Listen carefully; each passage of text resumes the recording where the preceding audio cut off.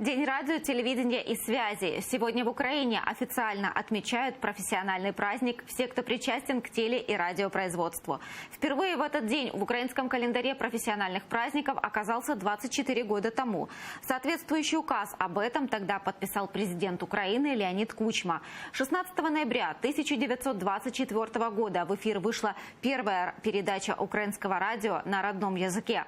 Коллектив телеканала АТР поздравляет всех причастных с праздником. Мы продолжаем работать для вас, несмотря на оккупацию. Информируем о самых горячих и актуальных новостях Крыма и Украины.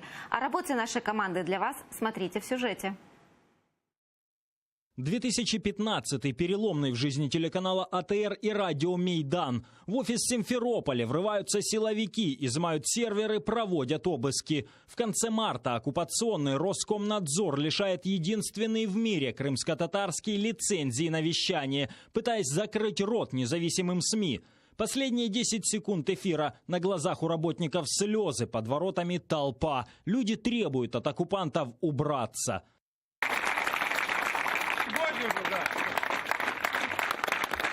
Но Роскомнадзор в который раз допускает ошибку. АТР и Мейдан не закрываются. В том же 2015-м за 2 месяца АТР восстанавливает вещание уже из Киева. А годом позже в радиоэфир возвращается Мейдан. Теперь это не культурно-просветительские СМИ, а рупоры борьбы с оккупационным режимом Кремля на полуострове, которые получили вызов и достойно ответили на него. Телеканал АТР вообще уникальный. Телеканал в мире – это телеканал, который стал изгоем, беженцем в собственной стране. Таких случаев больше не существует в мировой практике журналистской. Наша главная функция – это оправдать их доверие, это быть медиа, которая говорит правду и которая не дает Крыму превратиться в замкнутое гетто, в такую Северную Корею. 3,5 года на материке телеканал информирует о произволе и беззаконии оккупантов на захваченном полуострове.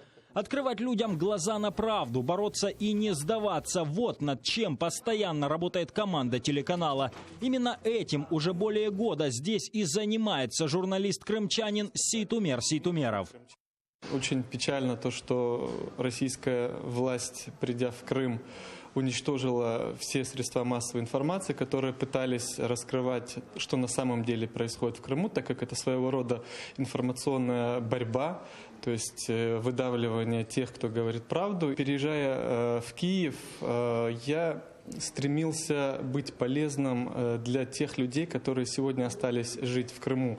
И поэтому я выбрал то, что, скорее всего, я должен был заняться продолжением того, чем занимался в Крыму, то есть освещать те события, которые происходят в Крыму. Оставив почти всю технику в оккупированном Крыму, в Киеве АТР восстановился почти с нуля. Но и это не помешало нам нести слово правды на аннексированный полуостров. Наши ежедневные эфиры состоят из почти 1,5 десятков новостных выпусков и информационно-аналитических программ. Половина эфирного времени выдаются на крымско-татарском языке. Мы ежедневно подбираем для вас самые горячие новости оккупированного Крыма и Украины.